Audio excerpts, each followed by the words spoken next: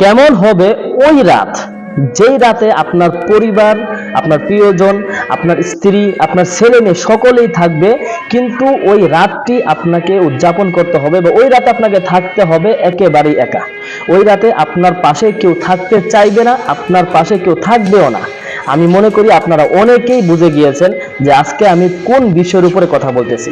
হ্যাঁ, আমি কবরের প্রথম রাত আপনার আমার কেমন হবে, আমি ওই বিষয়ের উপরে আজকে ইনশাআল্লাহ আপনাদেরকে একটু ধারণা দেওয়ার চেষ্টা করবো ইনশাআল্লাহ। এই জন্য আমার প্রিয় মুসলিম ভাই ও বোনেরা, ভিডিওটি শেষ পর্যন্ত আপনারা ইনশাআল্লাহ কন্টিনিউ করেন। অনেক বড় একটি গুরুত্বপূর্ণ বিষয় ইনশাআল্লাহ আমি জানতে পারবো। দেখেন, আমরা দুনিয়াতে টাকা পয়সা, অর্থ করি, অনেক কিছু, অনেক সম্পদের মালিক হয়েছি, কিন্তু সব শেষেই মৃত্যু যখন চলে আসবে, আপনাকে আমাকে চলে যেতে হবে 3.5 হাত মাটির নিচে, যেখানে কিন্তু ভাই কোনো টাকা পয়সা, ধন সম্পদ, ছেলে মেয়ে কোনো কিছুই সঙ্গে যায় না। আমাদেরকে কবর দেওয়ার জন্য আমাদের পরিবারস্থ অনেক লোকই যায়, এলাকার অনেক লোকই যায়, কিন্তু তারা সকলেই আমাদেরকে কবরে রেখে বাড়িতে চলে আসে। আপনার আমার সঙ্গে থাকে একটা জিনিস, সেটি হচ্ছে আমল নামা।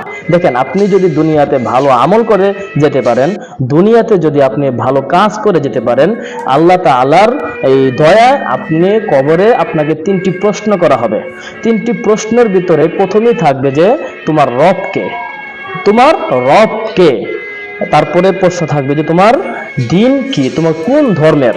তারপরে একজন ব্যক্তির দিকে ইশারা করে আপনাকে দেখানো হবে যে ওই লোকটি কে, অর্থাৎ আমাদের প্রিয় নবীজি সাল্লাল্লাহু আলাইহি ওয়াসাল্লামের দিকে ইশারা করে দেখাবে যে তুমি কি তাকে চিনো কিনা। যদি আমরা ভালো কাজ করে যাই, তাহলে আমাদের মুখ থেকে ফটাফট আমরা উত্তর দিয়ে দিতে পারবো। কিন্তু যদি আমি নেক আমল না করে বদ আমল করে যাই, আপনি এই 3টি প্রশ্নের উত্তর যতই মুখস্থ করে যান, আপনার কিন্তু মৃত্যুর পরে কবরে এই কথাগুলো আপনার মুখ দিয়ে ফুটবে না। আল্লাহ রাসূল বলেছেন, আর দুনিয়া মাজরাতুল আখিরা, দুনিয়া হচ্ছে যে আখিরাতের চাষাবাদ। অর্থাৎ দুনিয়াতে থেকে আপনাকে আখিরাতের জন্য সামান তৈরি করতে হবে। অর্থাৎ দুনিয়াতে থেকে বেশি বেশি নেক আমল করতে হবে, তবেই কিন্তু আপনার আখিরাত সুন্দর হবে, আপনার কবর সুন্দর হবে। যে ব্যক্তির আমল ঠিক থাকবে, তার আমল নামার মধ্যে যদি আল্লাহ তাআলার এই ইবাদতগুলো থাকে, তখন ওই বান্দার দ্বারা প্রত্যেকটা প্রশ্নের উত্তর সঠিকভাবে দেওয়া সম্ভব হবে। আর যদি কোনো বান্দার আমলনামার মধ্যে আল্লাহ তাআলার কোনো ইবাদত না থাকে, আল্লাহ তাআলা নাফরমানিতে ভরা থাকে, ওই বান্দার মুখ দিয়ে কখনোই এই 3টি প্রশ্নের উত্তর আসবে না।